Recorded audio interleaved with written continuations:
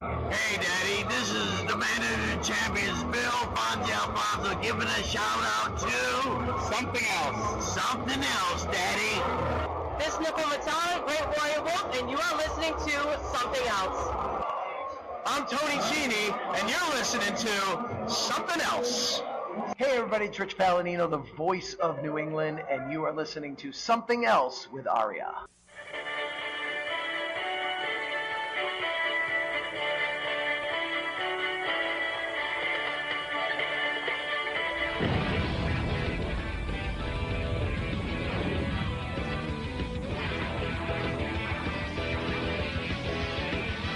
And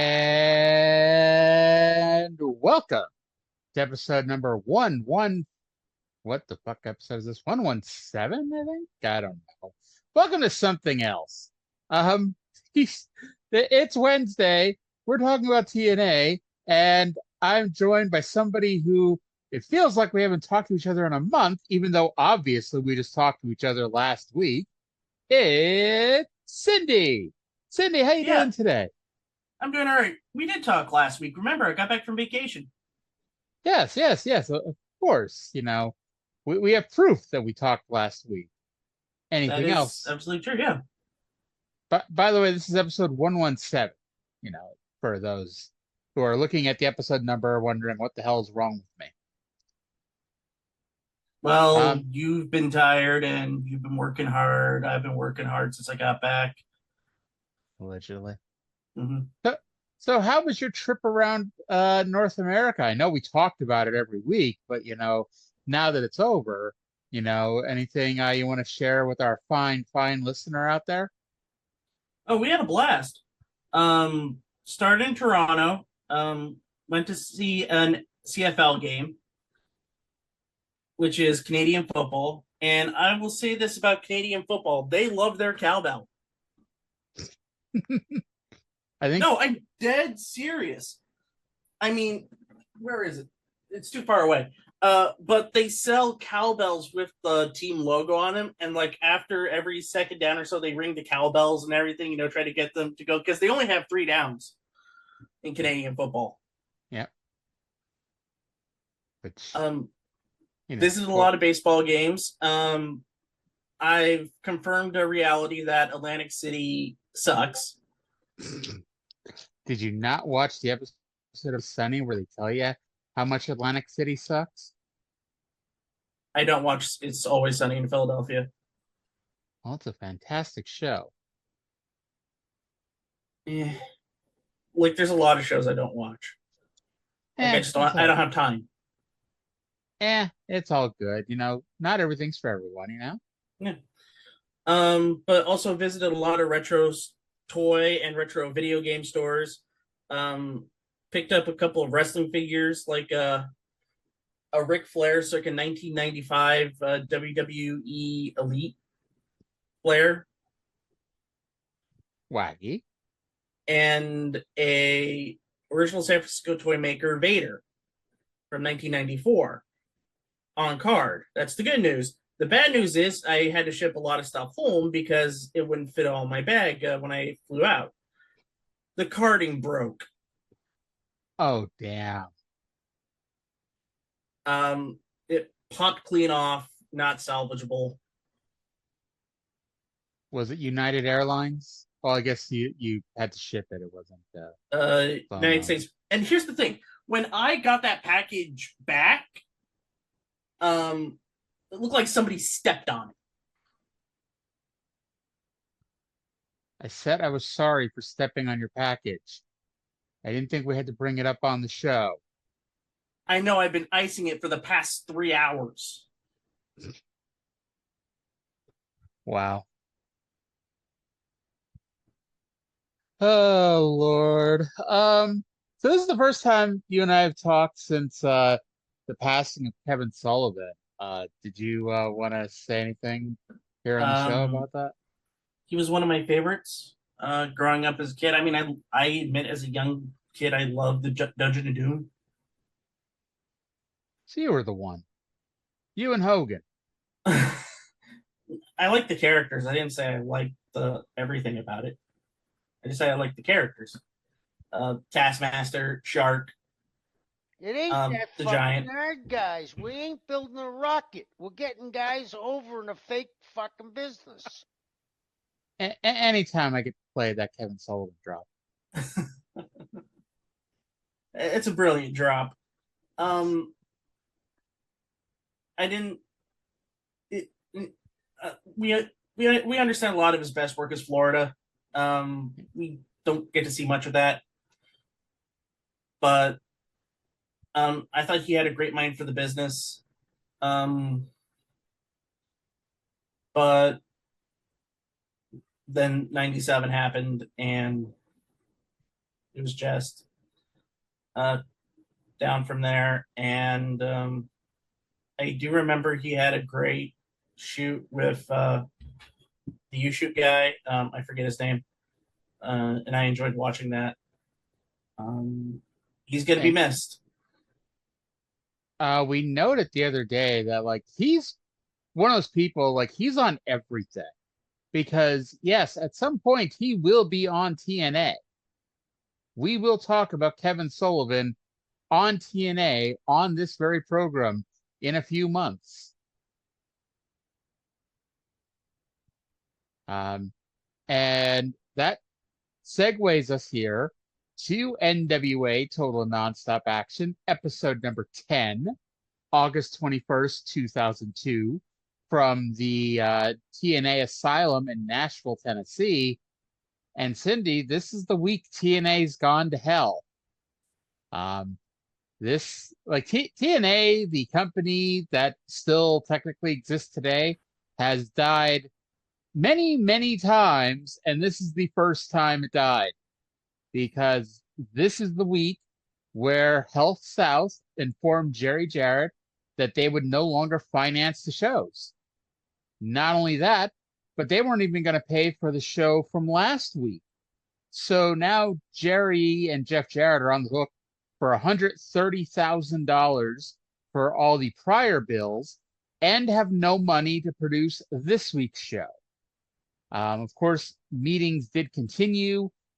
Jeff and Jerry both reminded them that they are liable for a $400,000 letter of credit that In Demand made them sign, and that helped buy them some time.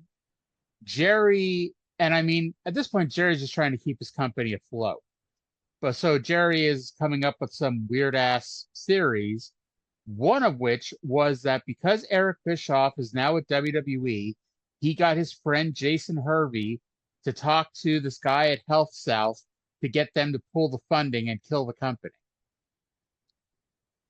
Little did we know that Health South, a couple months after this, would go south.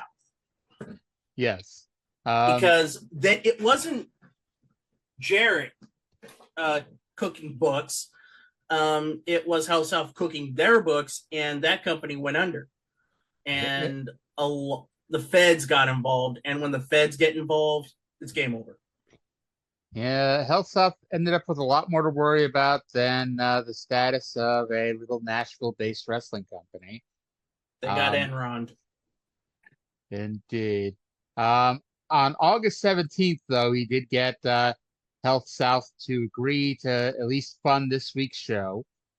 He said that if they didn't pay last week and this week's bills, the Jarretts would declare bankruptcy, so Health South would get nothing. Plus, he told them that the plan was to tape 2 shows today, the 21st and 28th show. The September 4th show is going to turn into a Best of the X Division show. And September 11th, there's not going to be a show due to the anniversary of 9/11. In Demand didn't want to air violent programming, quote unquote. So that would give the Jarretts 4 weeks to find a new investor. Cindy, do you think they'll be able to do that in the next 4 weeks? I'm sure there's some sucker out there that'll do it. Yeah. Jerry, by the way, and this is one of those things that I'm pretty sure never happens because I certainly don't remember it happening, but he said they're negotiating to air their shows in England. A man by the name of Matthew Odie, who is a former NBC vice president, thinks he can get them on the air on Channel 5 in England for $50,000 per show, which would mean a lot to their bottom line. Now, part of the issue here, and this is all coming from Jerry Jarrett's book that he wrote, or it was his diary that he released as a book. Mm-hmm. He is still convinced that they can do 50,000 buys every week. And like, no matter what the reality of the whole situation is in his face, he just keeps bringing up, hey, we can get this to 50,000 buys, and then we'll be turning, a $500,000 profit every week. We'll make $26 million a year, and yada, yada, yada. And it's like, at this point, and obviously we're looking into the future, we still know this is total bullshit. But at this point, they're at best doing about 8,000 to 10,000 buys a show. The best they had done was the first show did 25,000 buys, and they haven't come close to that number since. And as we'll find out, the only time they ever beat that 25,000 number is the Raven Jarrett show in April, and that does not do 50,000 buys either. Not even close. No, I think it does like 30, but and that's got a big asterisk on that. Yeah. Now, in case that wasn't enough news for the week, Jerry this week realized how little Vince Russo knows about wrestling. And he also has realized that Vince Russo, in addition to not knowing anything, has no desire to learn. Jerry and Jeff essentially wrote the show that happens this week, for the most part. Russo took it and had the idea of Jeff Jarrett running in during an X Division match and laying out both wrestlers, and then running in during the world title match and laying out both Ron Killings and Monty Brown. And Jerry Jarrett flipped his lid. And that duo shockingly may not work out. No. I also want to add something. You mentioned that Channel 5 for $50,000 per week, yes. Per week. That, out of all of the channels, that's the one I could buy, would do that, because they aired WCW. They aired that famous Worldwide with the Batman graphics. That is true. Because it aired before Watershed time. Also around this time, they were desperate for programming. They had lost some programming. They had lost Fort Boyard. They were starting to become in talks with Mentorn, and they would get the rights in 2003 to air Robot Wars, the 7-4s. Which was a decent series of the wars, but they never promoted it. And it kind of died to death. The 7-4s was the last wars of the series. And all Channel 5 had at the time was a bunch of lower grade football. They aired films. And it just wasn't a pleasant experience watching Channel 5. I'm more surprised you were watching Channel 5. Okay, true story. I'm doing research on a video series I'm working on for Game Show Gumbo is the 7-Year Itch. Interesting. And deals with shows and their 7th season, and I want to do a video on the 7th series of Robot Wars and how everything changed from when they left BBC to Channel 5. And let's just say the on-screen product is fine, but behind the scenes, everything was completely chaotic. So it's Impact going from Spike TV to Destination America. No, this is more along the lines of WWE leaving Spike going... No. This would be the equivalent of WWE going from CW to my network. That was a big drop off. Yeah, because you're going from the BBC, which was the biggest broadcaster, to Channel 5, which was still young and still trying to find its footing, and they didn't know how to promote anything. Well, here on TNA, we're down to 2 announcers because when Jerry Jarrett went back to the office to tell them about the money issues, Ed Ferrara informed them that he cannot go without a check. And Ed Ferrara quit. So we're down to Mike Tenay and Don West. So for those keeping track at home, it only took 10 episodes to get us to our legendary, well, as legendary as you're getting, TNA broadcast team. And this was the longest tenured broadcast team that TNA has had so far. It was, 7 years. Yeah, because Tenay and Taz were there till the end of the Spike TV era, which was about 5 years. And then Josh and Taz were there for like 2 years. The Pope came in at one point. They were there for a few years. And then Don Callis took over when the Pope left. Then COVID happened and Madison Rain became the announcer. Then we had that weird-ass announce team of Matt Stryker and D'Lo Brown, which, all-time legendary team. And then I forget how we ended up with Tom Hannafin and Matthew Raywalt, but it's a much superior announce team with Hannafin and Raywalt than it was with Matt Stryker and D'Lo Brown. COVID was a hell of a time. Yes, it was. By the way, I still remember this. Matt Stryker did make one excellent point in the TNA era. There was a 3-way match with Suicide. It doesn't even matter who else was in the match, but Suicide was one of the 3 people. And Stryker was talking about how difficult it was to wrestle wearing a mask. And he pointed out that, hey, remember, we spent the last year all wearing masks all the time. So you people at home can understand how difficult it is to do things sometimes wearing a mask. I was like, holy shit, he made a point. It's the first solid point he made in a decade. He was due. Yeah. But this show, it's funny because, as we just mentioned, they taped this week's show and next week's show back to back. So they did not have time to film and put in 45 annoyingly stupid vignettes. So we got a lot of wrestling on this show. And we'll get to it at the end, I thought this was the best show they've ever done. Through chaos comes Crystal, I guess. Well, our first match was AJ Styles versus Jerry Lynn in a Falls Count Anywhere match. You might recall last week they announced that AJ and Lynn were going to have a 3-match series on this show. Each match has a stipulation, this match being a Falls Count Anywhere, then a no disqualification match, because why wouldn't you have those the other direction? Whatever.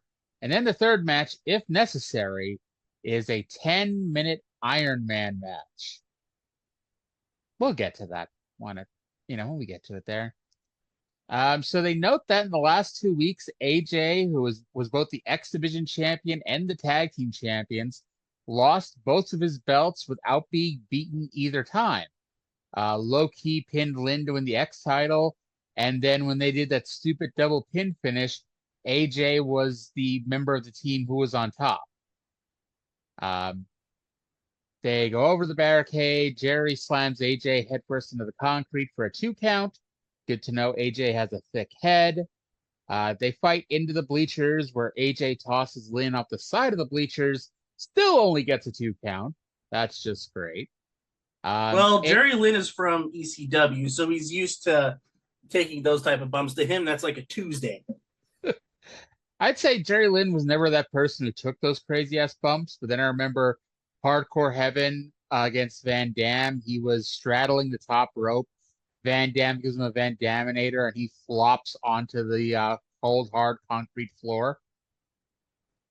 So Lynn has done some stupid stuff in his life. He just has done less stupid stuff than most people. By the way, I do have confirmation that Jerry Lynn is a dirty old man. But as I pointed out to my super secret AEW source, Jerry Lynn was a dirty old man when he was 25.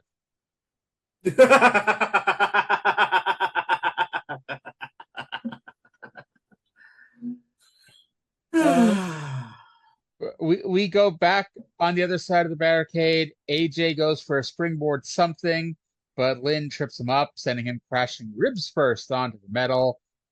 In the ring, Lynn hits a Stone Cold Center for a 2 count, and the fans didn't even pop for it, I noticed. AJ hits the You Don't Powerbomb Kidman for a near fall. Lynn and Styles tumble over the top rope, which leads to a 2 count by AJ. And the finish sees Lynn block a Styles Clash on the ramp and hit a Trail Pile Driver to win the first fall. Hey, we've noted that the best way to kick off these shows is a good X Division match, and this was certainly no different. And it was a great way, I thought, to kick off the show and a 3-match series. I gave it a 6.0 out of 10 as a rating. I gave it a 7 out of 10. I will say that these two, maybe with the exception of the champ, Loki at the time, at this time, Loki, they have the best chemistry between all the wrestlers. So they were able to make everything look really good. And I really enjoyed it. Maybe it's just me not liking the confusion of, we have a Falls Count Anywhere match and a no disqualification match, which is essentially the same thing. I know, spoilers for the last 30 minutes of the show, but you know what? It's a small quibble. Now, this match does go almost 10 minutes. And I noted that I can't wait to see how many falls we get in the 10-minute Iron Man match. Now, backstage, Goldilocks is with Chris Harris and James Storm, who are making their first appearance in like a month. Chris Harris is smoking and is pissed about James Storm's stupid cowboy gimmick because we couldn't get rid of everything Vince Russo put into this show. Because then it's like, why the hell are we paying him? Well, he had that cowboy gimmick. Here's the funny thing. I'm trying to research when the switch flipped for James Storm. He did this stupid cowboy gimmick beforehand when he was wrestling in Memphis. Yes.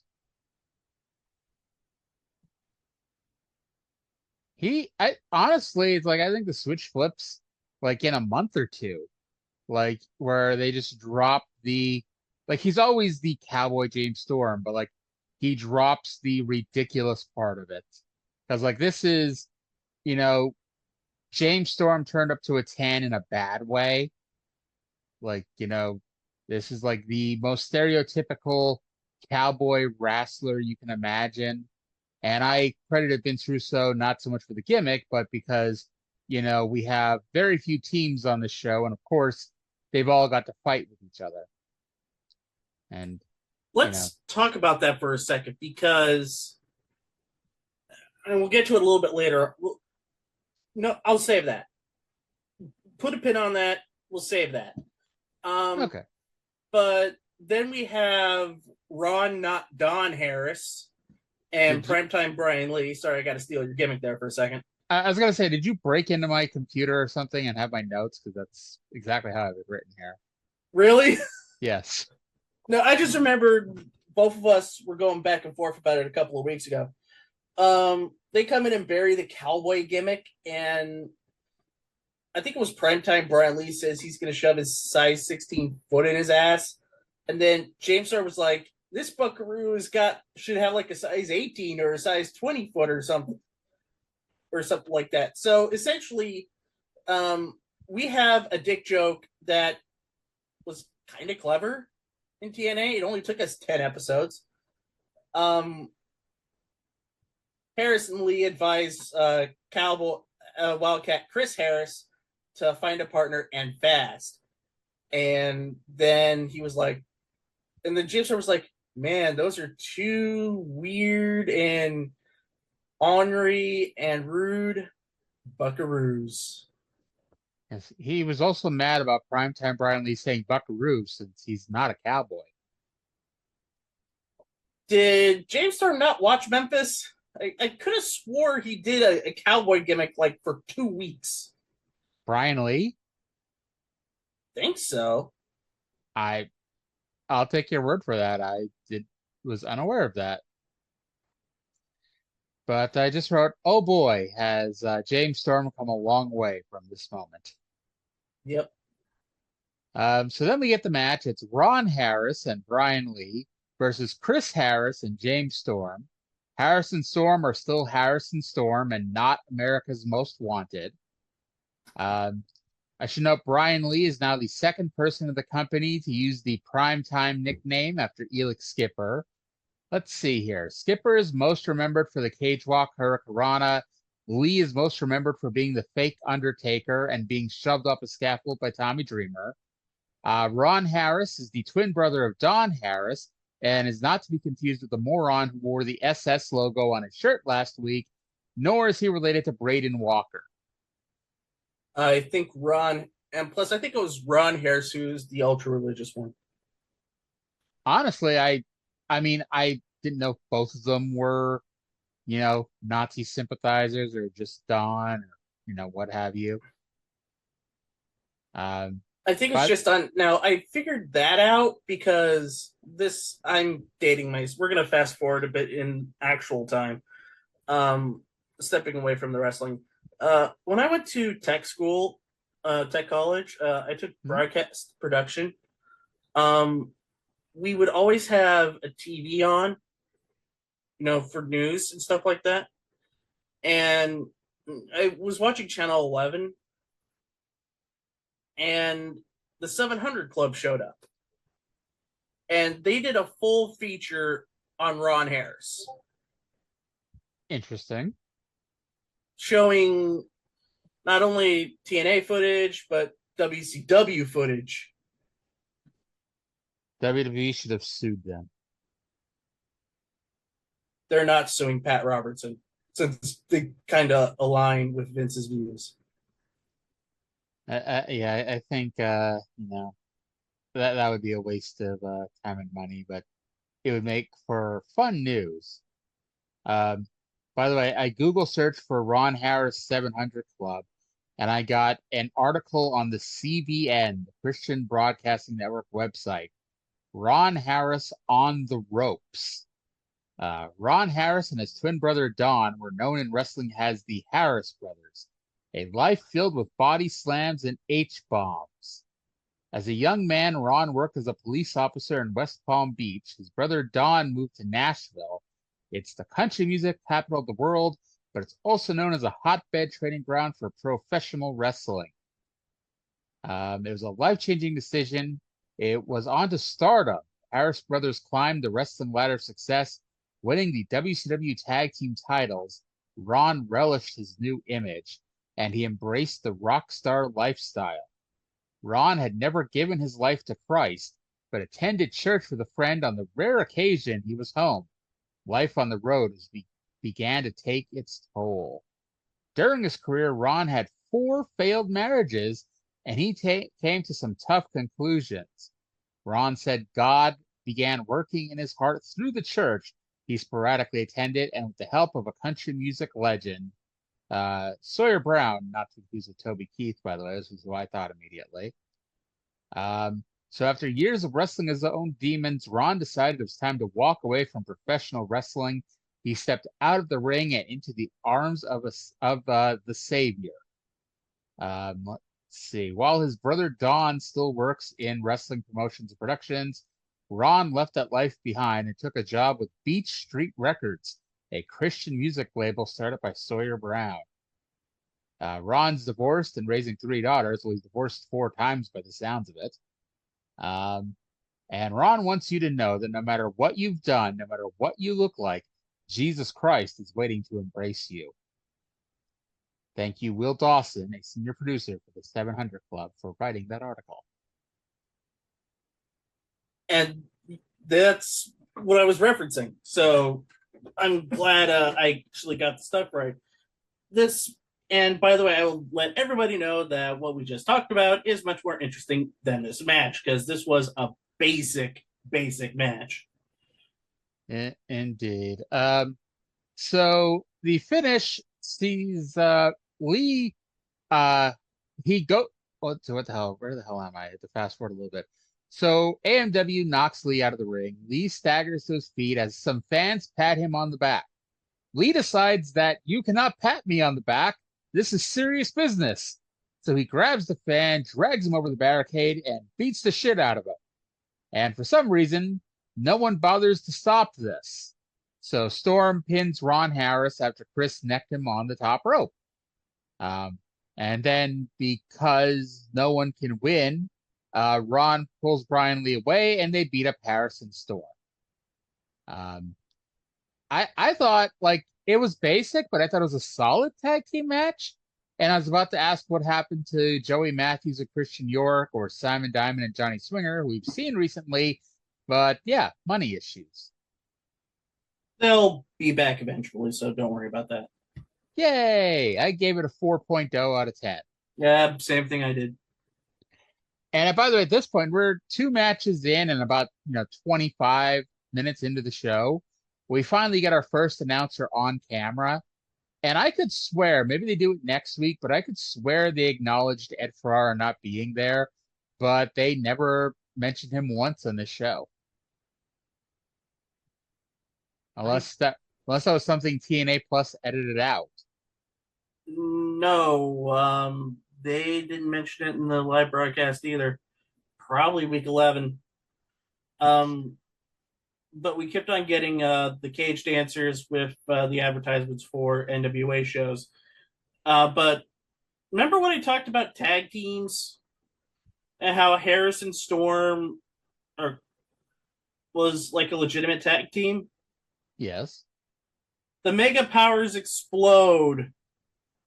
Match 3, best 2 out of 3 falls for some reason.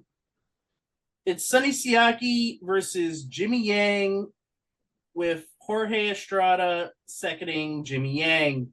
Now, why this match is best 2 out of 3 falls, I have no idea, because that wasn't intimated last week or ever. Did they even plug this match last week? I don't even remember that. No, they didn't. They said they were going to have it out. I don't think it was meant for this week. I think it was meant for next week if there was going to be separate shows, but they decided to say, screw it. We're going to do best 2 out of 3 falls, which I don't like, because we already have a best of 3 match set tonight. We can't just give them 15 minutes to have a match. We have to break it up into 3 5-minute falls. Or however long. I'd rather have it just be 1 8-minute match. Yeah. That would have been for the best, because it was during the second fall that I started really zoning out here. But yeah. They start by fighting on the ramp for like 2 minutes before finally getting in the ring. They both could have been counted out about 12 times, because yes, the bell did ring with them on the floor fighting. Yang shook his ass before hitting a double drop kick. Before hitting a missile drop kick, for a 2 count. Don wondered what's going through Siaki's head right now. My guess was, would he please stop kicking me in the head? Or WWSDD. WWSDD? What would Siaki do? What would Siaki do? He got kicked in the head, so it was going to be WWSSD, but he got kicked in the head. Okay. Head injury jokes. We're getting all the jokes here. By the way, Siaki takes off the top half of his Elvis costume, much to the females' delight and proud. but Yang hits Yang Titan and wins fall 1. Fall 2, Yang tried slapping on a head scissors on the ring post, a la Candice Michelle used to do, but Siaki shoved him off. For the record, this is the only time you'll ever hear someone compare Jimmy Yang to Candice Michelle. And it was during this match that I had a serious question here to ask. Or during this fall. We have determined that Siaki does not like Elvis. He cut a promo last week saying much. And this apparently shows that he's broken away from the flying Elvis impersonators. So why does he still wear his Elvis suit and come out to his Elvis music? Give it a couple weeks. Or give it a month. Spoiler. Jimmy gets his head taken off with a clothesline. He does screw his head back on and hit what's referred to as a flying leg attack, aka a spinning heel kick. But despite that, Siaki hits the roll of the dice for the second fall. It's called the money clip, which I think is a worse name. Yang starts the third fall by rolling through and slapping on a Canadian maple leaf, but Yang is no Lance Storm as Siaki gets the ropes. Yang, I thought that it was a little rough looking, but Yang hit a pretty cool looking spinning neck breaker off the top rope. But I mean, it wasn't the smoothest you'll ever see, but I thought it was still pretty cool. Yeah. However, he can't make the cover because, hey, that's a pretty big bump for him to take too, even though he's not taking the move. Yang does a small package, gets a 2 count, and for some reason, and do you have any idea why Jerry Estrada jumped up on the apron at this point? I think the idea was he missed his cue and trying to point out Siaki was cheating, but things went sideways. Siaki didn't cheat yet, so they did a really awkward roll-up. Siaki holds onto the ropes, and this befuddles me. It was 1, 2, Yang's shoulder clearly up, 3. It was not a good night for the referees. Say that. No, it wasn't. And I'm gonna make a statement. Like, I'm looking over my notes and I'm thinking, this is probably the worst match of the night. I don't think it was. I think I gave it a 4.5. I thought it was better than the tag match and better than the next match. I gave it a 3. Nice. I'm just done with the Elvises.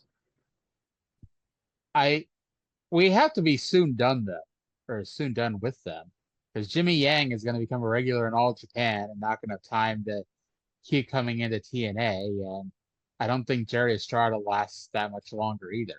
Oh, he lasts a while. Really? Yeah. All right. But we don't have time to enjoy the breakup as Jarrett comes out like 10 seconds after Sonny Siaki wins. Like cuts a promo. Yeah. Like Siaki didn't even roll out of the ring when Jarrett turned out. Because by the way, this was the match that Jarrett was supposed to run out and beat up both people involved in it. And that Jarrett flipped his lid over.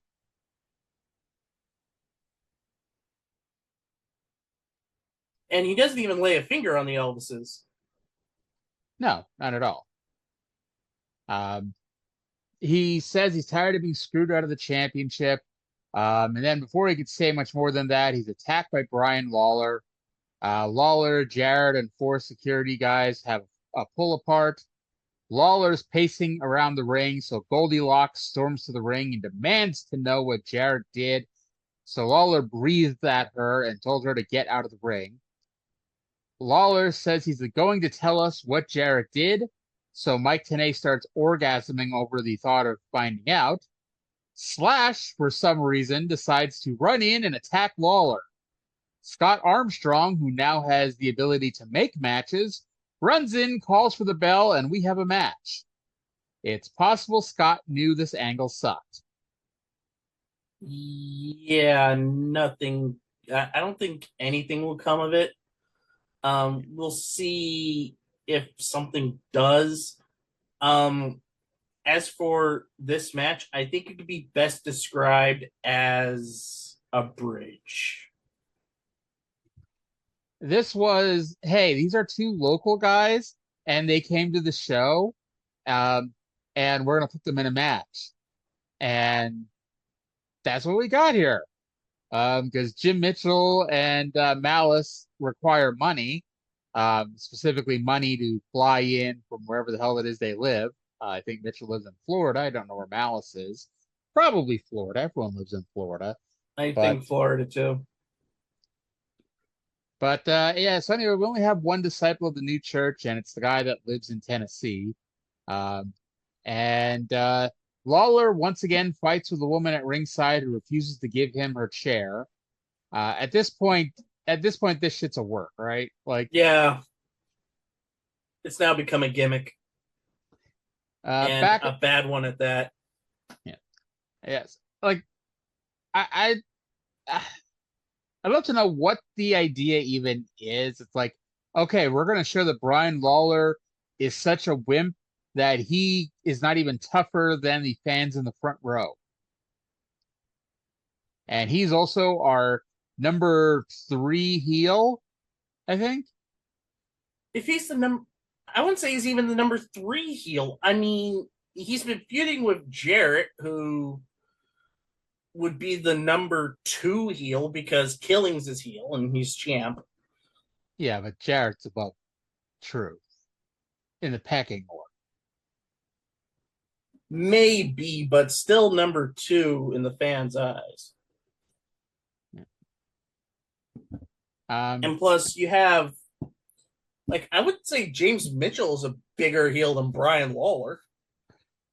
Well, we're bigger heels than Brian Lawler, but you know, some people just don't count. No, literally, our heels are bigger than Brian Lawler. Definitely. Mm-hmm. So Lawler kicks Slash in the balls, so Slash punches Lawler in the balls, because hey, turnabout's fair play. Slash puts Lawler on the top rope, but Brian shoves him off and comes off with a Tennessee Jam leg drop for the win. I did not realize this show could have so many clean wins. Yeah, it just goes to show you what a competent booker can do.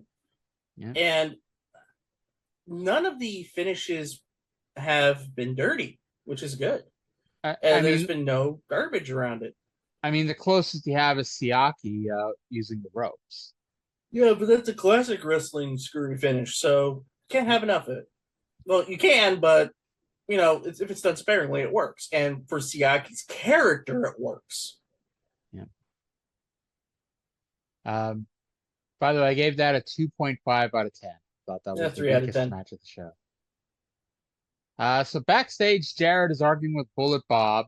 Bob tells him that he will take him down if he can. Because, yes, this is a Smoky Mountain show. We got Bullet Bob. We got Primetime Brian Lee. Where's Dirty White Boy when you need him? You know what? If you can get Brian Lee, where the hell is Bowles Mahoney? You could, like, I'd have to think Bowles Mahoney costs less than Primetime Brian Lee. Yeah, but I think Primetime Brian Lee lives in Tennessee. That's right, and Bowles probably lives in Philadelphia. More than likely. Also, I want to know if this is also on the TNA Plus version of the show. Did half the segment have like no audio? Yes. Yes. We figured as much. Yeah. This is what happens when everything is rushed, and it kind of had to be, and like you don't prep anything properly, and they couldn't prep the tape properly. Even I think we should say this is the live show, and the next show is taped. Oh, definitely, yes. I mean, it would be hard to have next week's show be live and this week's show be taped. Yeah. So then we get another four-way elimination match involving the X Division titles. Last week, I think it was last week, we had Low Key versus the Flying Elvis impersonators. This week, it's Low Key versus the Spanish announce team, Joel Maximo, Jose Maximo, and Amazing Red. I note that Borash introduces the match as being a one-fall match, while TNA announced it as an elimination match. So I guess we'll see what happens. And, turns out it was in fact an elimination match. Now, the SAT teams up for about 7 seconds, but like any good movie hero, Low-Key beats on all three men. They then decide it's best to stop trying to hurt Low-Key and hurt each other. And while watching the early part of this match, I was wondering who looks more like a 13-year-old girl, 2010 AJ Lee or 2002 Amazing Red? Yes. Don then said the challengers have to turn on each other. My thought is why? Why not team up, eliminate Low Key first, and then turn on each other? Why do they have to turn on each other now? Because it's required that if you're a tag team going after a singles title, you have to be stupid. It's the way that it's worked in professional wrestling, sadly. Especially, it's even more damning when it's 3-on-1. Like, we get it. It worked last week because the Elvises were having internal strife. But, the SAT had been around for like 3 weeks, and there's been no good reason for them to not be getting along. Right, and they've been getting wins. Yeah. Like, if they still had, I would have to think if there was still a tag team title holder right now, they could have gotten, a tag team title shot. Because right now, there are only 2 legitimate teams left in TNA right now. Harrison Storm and Harrison Lee? No. I said legitimate teams, not 2 people that were thrown together. Well, Harrison Lee are going to be a legitimate team. Right. But I mean, in a traditional tag team style. You have Harrison Storm, who have gelled to become a team over the past few weeks, and then you have the Maximos. And that's it. I thought, man, we had 2 teams in addition to the Maximos. That's true, too. So this was a fun match. It was a little awkward when the 2 Maximos and Red were doing spots together, but it's mostly because the Maximos are a little green. Not saying Red was a super experienced worker, because I think they said the average age of the 4 guys was 20 and a half years old. But I thought, Red is, phenomenal even at this point. And the Maximos, though, are good in spots. And of course, Low Key's just a fucking beast. At one point, we had my new favorite spot of all time, Low Key, who he's not a very large man. He's like 5'5", 5'6", 160-ish pounds. He is ripped as fuck. But he picks up Amazing Red for the Key Crusher. Now, the Key Crusher, you pick the guy over your shoulders. Think FU, think Ryback's move, whatever. Pick the guy, and that's your first step, is getting your guy over the shoulders. Instead of dropping him, he runs across the ring and heaves Red over the ropes onto the SAT on the floor. I thought that was fucking amazing. It just goes to show you that you don't have to be 6'6", 275 to have insane strength. Yeah. Low Key has insane strength at this point. I remember watching a Ring of Honor show around this time where Low Key would do that. Mm-hmm. And I think he did it with Christopher Daniels. And Chris Daniels, I mean, he's not a huge guy, but Chris Daniels is not a small man. No, he's tall and lanky, so. Yeah. Not as tall and lanky, though, as Barry Windham was on that Mid-Atlantic show I watched the other day. That motherfucker, suddenly it's like, wow, Kendall Windham was wrestling in 1981. No, it was Barry. Joel, for some reason, broke up Jose's pin of Amazing Red and then pinned Jose with a Maximum Overdrive. And since we can now formally establish that this is an elimination match, Red pretty much immediately hits the infrared on Joel to eliminate him. So we're down to Low Ki and Red. Ki kicks him a whole bunch of times. Red blocks a Ki Crusher, goes for a Hurricanrana, but Ki blocks that and hits the Ki Crusher from the middle rope for the win. I really like this match. I give it a 6.5 out of 10. I liked it too. I thought the Ki Crusher off the middle rope was fantastic, and also another wonderful feat of strength from Low Ki.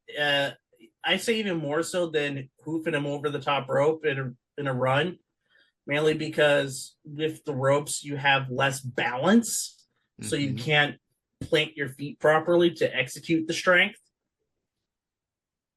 And then just to leap off and plant him, I thought that was very impressive. I gave it a 7.5 out of 10. I thought this was one of the best matches that we've seen in the X division. And the best is yet to come. Yeah. Backstage, Goldilocks interviews The Truth. Truth said that, I wrote this weird, but Truth said Monty Brown should be kissing his black ass, essentially. April Hunter was randomly sitting in the crowd because next week she will be getting a shot at Bruce's Miss TNA championship. And the $5,000 that goes with it. By the way, I want to go back to the promo because you missed some things. Go ahead. Yeah, when it comes to the Ron Killings promo. He calls himself, he's like Abraham Lincoln 150 years ago when he freed the slaves. In this case, by winning the NWA championship, he freed the black sports entertainers. Okay. That was quite the line. Got to say that. And he followed up with, it doesn't matter if you're black, white, Asian, polka dotted, he'll kick the dust off of everybody's sucker ass. Personally, if your skin just has polka dots on it, you should see a doctor. Or you have chicken pox. In that case, see a doctor. Speaking of the doctor, it's time for the NWA World Title. Speaking of the doctor, so I'm sure they've been doing this, but this is the first time I noticed it. They spelled Monty Brown's name wrong. Oh, God, yeah. They're spelling it Monte. Now, it's possible this is like how Low Ki at the time didn't have the W. He was just LO-T. And I've just been ignoring that the whole time because I know it doesn't last. He gets his W at some point. You think since he won the title, he got the W, that he'd now be Low Ki with a W, but nope, he's still Low LO-KI. But so I don't know. Have they been calling him Monte Brown for the whole time he's been here? No, they've been calling him Monty. I remember in the when he fought Elix Skipper, it was Monty, Monty. Yeah. So I think this is just a screw up or something. They probably didn't save in their chroma key, in their Chiron thing, Monty Brown, alpha male Monty Brown. But this was on a completely different graphic. Yeah. Because when the Chiron came out when he was walking to the ring, it was Monty Brown, Monty. By the way, speaking of Monte, he hit what I termed a crazy stinger splash in the corner a minute in. I don't remember him ever doing such a move before, but I was shocked to see him do that. But I thought it was great. Truth cuts him off, sends him flying over the top rope to the floor. Truth gets a running start and does a flip dive to the floor. Now, I think he tripped when he ran. However, thanks to TNA's lousy production, they missed him tripping and falling on his face, which actually works out in this case. But Truth still regrouped and hit said dive over the top. They fight around the announcer table. They end up on the table. Brown goes for an alpha bomb, but Killing pokes him in the eye. Despite being blind, Brown manages to hit a belly-to-belly overhead suplex on the floor. Back in the ring, Killings hit a flying leg drop for a 2 count. So he may be the world champion, but he's no Brian Lawler. A series of missed moves leads to Truth hitting a scissors kick for a 2 count. Brown and Truth reverse each other's moves, and ultimately Ron rolls him up for the win. I note that I thought this was a pretty good match. It wasn't like it's hard to look at this match and say, hey, this was a world title match. But to be honest, TNA hasn't had a whole lot of very good world title matches so far, and this is honestly, I think, on the higher end of things. It was definitely better than that awful Shamrock Sabu match we had last month. Although that's a pretty low bar to get over. That's a subterranean bar. Yeah. And actually, Ron at some point was injured during this match. It may have been in the angle that comes up after this, but Ron was injured and couldn't wrestle during the second taping. But Jerry didn't say who he was supposed to wrestle, so I can't tell you that. I gave it a 5.0. Yeah, this is a 5 out of 10. Post-match, earlier in this podcast, we talked about how Jarrett was supposed to interfere twice and cause 2 disqualifications. Now, in the first time, it was against the Elvises. He did not get involved in that match at all. Immediately after, when Ron Killings won clean, he didn't pull the tights or anything. He won clean. Mm-hmm. Jarrett comes out and tries to hit Truth with a chair. Scott Armstrong, who's the referee for this match, tries to block the chair shot. He gets the chair. And then Monty Brown gets the chair, kind of blocks it. And then Ron Killings blocks it, goes after Jarrett, and then Brian Lawler comes out. They start feuding, fighting again. Lawler gets the chair, aims for Jarrett, and then just bullseyes Truth by accident. And then Jarrett runs away, and Brian Lawler dumps in his pants in anger. At least Lawler didn't have to take the chair away from a little girl.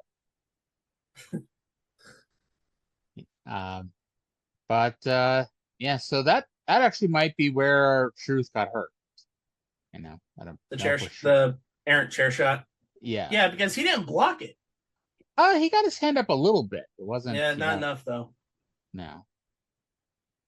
So backstage, Goldilocks is with Jerry Lynn. Lynn says we'll all end tonight and begins talking about locker room ribs, which I assume was some form of catering that they were able to afford. Although they did have the White Trash Cafe down the street that we saw last week, so maybe they got some ribs from there. I actually drove past that cafe this past week. Yeah. Really? Did you stop there and have some food? Are they still in business? I guess is the best question. I think there's. I drove past the building. I didn't check to see if they're still in business.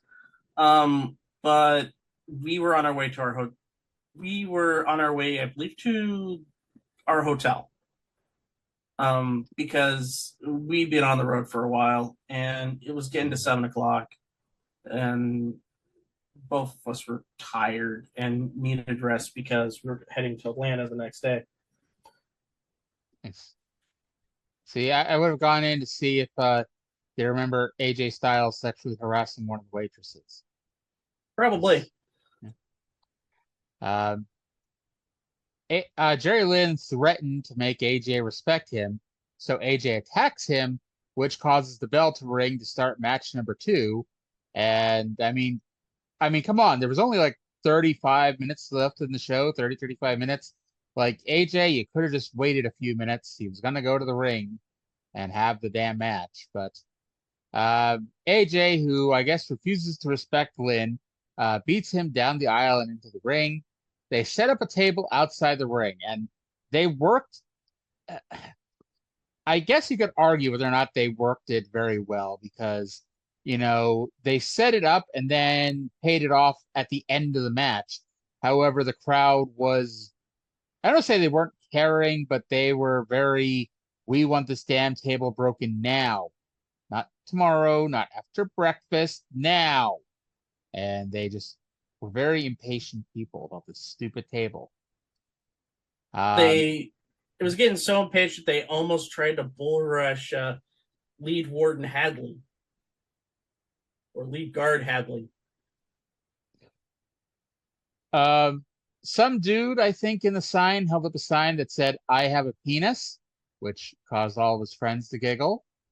Lynn slingshots AJ headfirst into a chair that AJ had propped up in the corner. They did, like I said, they teased a few times going through the table, but it kept being blocked. Now, keep in mind, this is still like right after the end of the Attitude Era where, you can't have a good match without 30 tables breaking. So teasing one table breaking the length of an entire match, it's, preposterous to some. That chair does come back here because Lynn rolls AJ up, but AJ had a hold of the chair because he bonks Lynn on top of the head. AJ goes for a home run blow with the head. Think The Rock and Ken Shamrock, but Lynn is smarter than Ken Shamrock because he ducked and drop kicked the chair to AJ's head for a 2 count. And again, I note that the fans only care about the damn table that was set up 7 minutes ago, demanding it be used. Lynn uses a draping DDT on the chair for only a 2 count because he pulled AJ up. That was stupid. Lynn hit a hurricanrana to the outside, and the fans got their damn wish because the table was finally broken. But finally, AJ just hits the Styles Clash to win the fall. And I thought this was better than the opener. I gave it a 7. Yeah, me too. And something I want to contend about this is that they immediately go into the 10-minute Iron Man. And this explains how AJ Styles is smart. Because once the 10-minute Iron Man match is announced, he immediately goes to Lynn. 1, 2, 3, 1, 0, 1, 2, 3, 2, 0, 1, 2, kick out. Yes. AJ pins Jerry Lynn twice in the first 19 seconds of the match. I'll be honest, I've been waiting for a spot similar to that in every Iron Man match ever. Like, I remember the Triple H Rock Iron Man match. I think Triple H put the Rock out with a sleeper, and it's like, okay, if he's so unconscious and he could drop his arm 3 times, why can't you just pin him 2 or 3 more times right now? But sadly, that didn't happen, but it did here. AJ got the 2 pins. I did note that thankfully their second match ended with enough time for them to do their 10-minute Iron Man match within the strict pay-per-view window that they had. Amazing. Yes. I noted that AJ needs to take a deep seat and ride this out. And I forget if I said this to you earlier, but I was a huge fan of the original ECW. And when Taz won the TV title in 97, he would do a gimmick where he'd be wrestling people who were obviously not going to win. Like, he wrestled Nova, and this was well before Nova had any credibility. But they did a gimmick where Taz said, if he can't beat Nova in 30 seconds, then Nova will win the TV title. And even as a kid, I remember thinking, why doesn't Nova just run around the ring for 30 seconds? I thought about that here because AJ's up 2-0.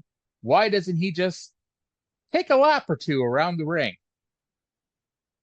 Because you have to get back into the ring every 9 seconds, otherwise you get disqualified. Yeah, but we have shitty referees. And technically he could have, stayed outside the ring for 19 seconds at least once because he was up 2. But semantics. I know. The 5-minute mark passes with AJ kicking Jerry, trying to kill some time. Lynn gets up and uses a leg drop. AJ, he does a move that starts as like an outsider's edge, turns it into a facebuster. And this is where the referee tries to fuck the match up because Jerry Lynn kicks out well before the 3 count. But the referee's like, fuck it. I decided I'm going to count to 3 here, whether or not you like it or not. And I don't know whether like it was supposed to be 3-3 or was supposed to be 2-2 because he counts a 3 and AJ, who is improving by leaps and bounds, like the AJ Styles from June 19th and the AJ Styles from August 21st are two different AJ Styleses, even that small period of time. That's what happens when you work with Jerry Lynn for 2 months. But AJ had that look on his face like, oh God, you fucked up and now we gotta cover this up here. But yeah, so at this point, Low Key comes out with a ladder to watch the match. Jerry Lynn gets one pin with a tombstone, and then he goes for a cradle pile driver, but Styles blocks that. So somehow, even though he couldn't hit a cradle pile driver, he was able to use a Styles Clash for the tying fall with a minute to go. And then the last minute was the Eddie Guerrero, Dean Malenko series of reversals. You all know what I'm talking about. And no one could get a scoring fall, so we got a draw. And I wrote, despite referee Andrew Thomas trying to single-handedly fuck this up, this match was also fantastic, and I thought it was the best of the 3 matches. I gave it an 8. I gave it an 8.5. Yes. And then after the match, Low Key comes down to the ring and shows his respect to both combatants, raising their arms. And then powders out of the ring, goes back to the ladder, and says, you both want a title shot? You got it. You missed something. Oh, what did I miss? He raises their arms, but then he kicks them down.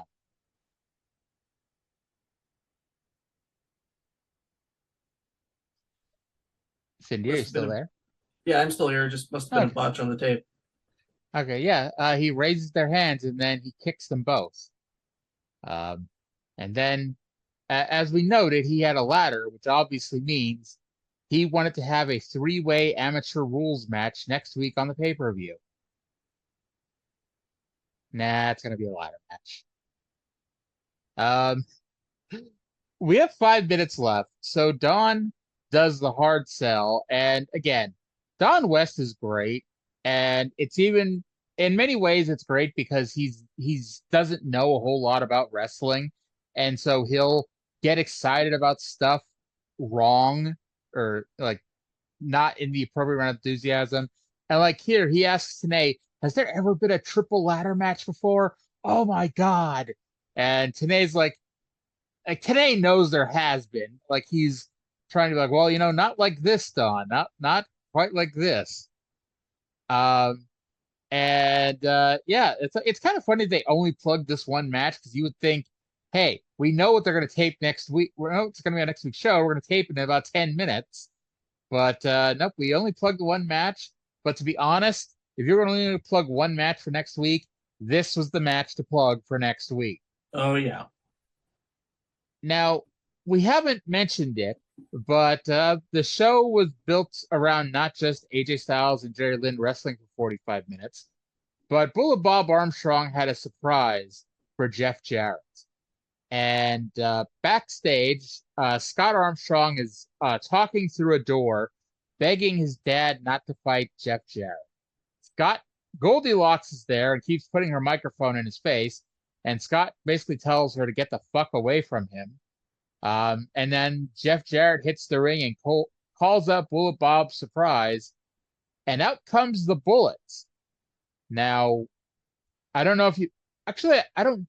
This was not the person who turns out to be the Bullets, so I won't spoil it yet. However, this was not Bob Armstrong. And in case you weren't sure about it, they were overselling it to the point that, like, okay, this is definitely not Bob Armstrong. And Jarrett beats him down. He goes for the stroke, but Bullet hooks up and sends Jarrett flying out of the ring.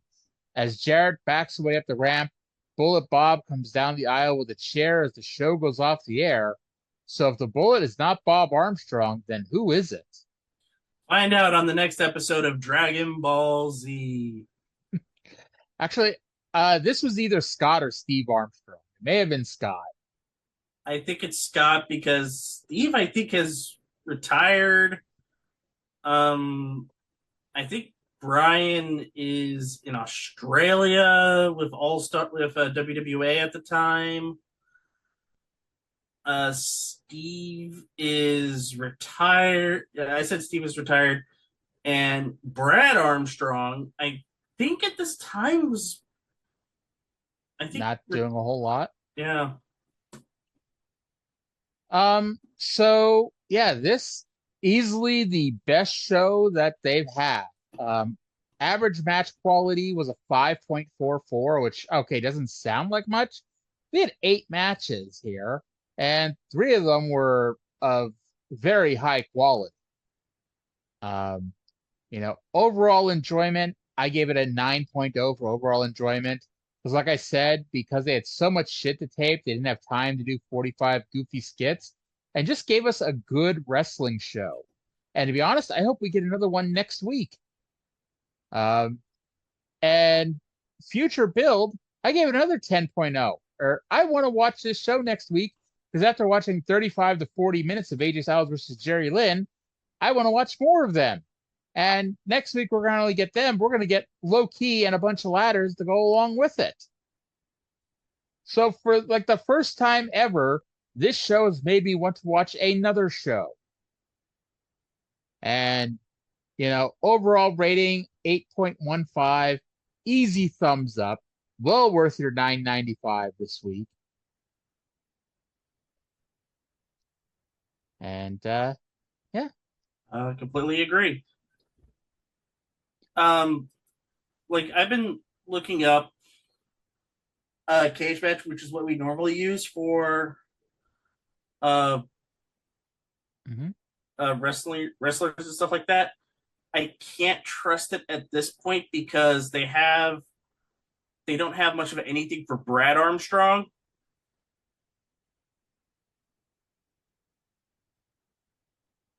And yeah.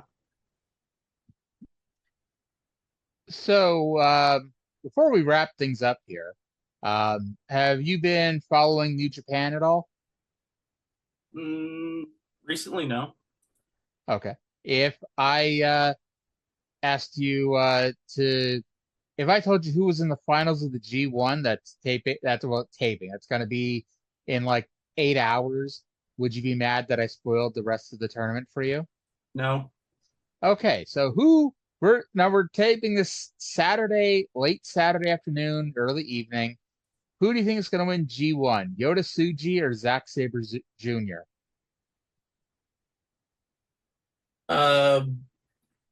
Tsuji, because I think Zack Sabre Jr. is signing with AEW soon.